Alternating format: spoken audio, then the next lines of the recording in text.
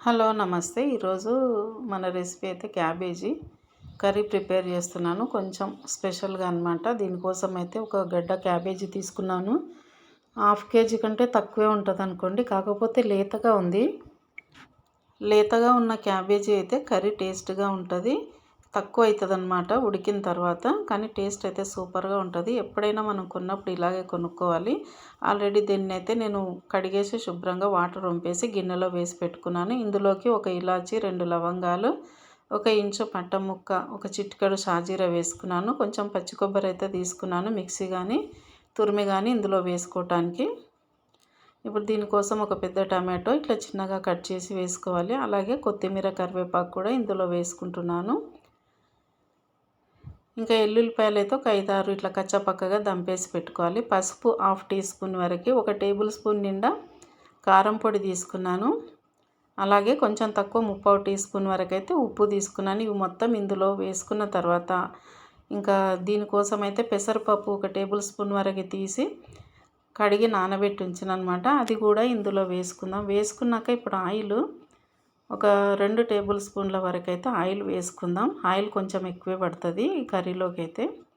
ఇదంతా వేసుకున్న తర్వాత దీన్ని మొత్తాన్ని స్టవ్ మీద పెట్టేసి ఇది కొంచెం మగ్గేంత వరకు కూడా మంటను లో టు మీడియం ఫ్లేమ్లో పెట్టుకుంటూ క్యాబేజీని అయితే ఉడికించుకోవాలి. వెంటనే వాటర్ అయితే వేయకూడదు. కొంచెం ఇది మంటకి కొంచెం దగ్గర అయిపోవాలన్నమాట. ఎందుకంటే ఇక్కడ క్యాబేజీ కూడా లేతగా ఉంది కదా, చూడండి తొందరగానే మగ్గిపోయింది. వాటర్ అవసరం అనుకుంటే వేసుకోవచ్చు, లేదంటే లేదు. కాకపోతే నేనైతే కొంచెం వాటర్ వేసి ఉడికిస్తాను. అంటే ఏ కూరగాయలోనైనా కొంచెం వాటర్ వేసి ఉడికించుకుంటేనే మంచిదన్నమాట. ఇప్పుడు పచ్చి కొబ్బరి అయితే తురుము పెట్టుకున్నాను కదా, అది కూడా ఇందులో వేసుకుందాం.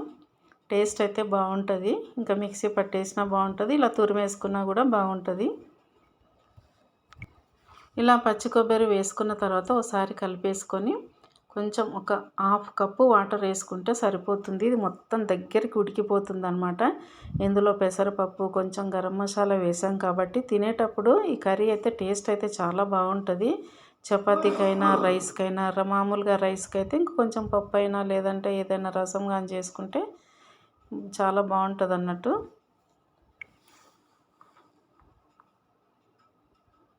ఇప్పుడు ఈ కర్రీ అయితే బాగా దగ్గరికి అయిపోయింది కదా, కొంచెం వాటర్ అయితే వేసి ఉడికించుకుందాం.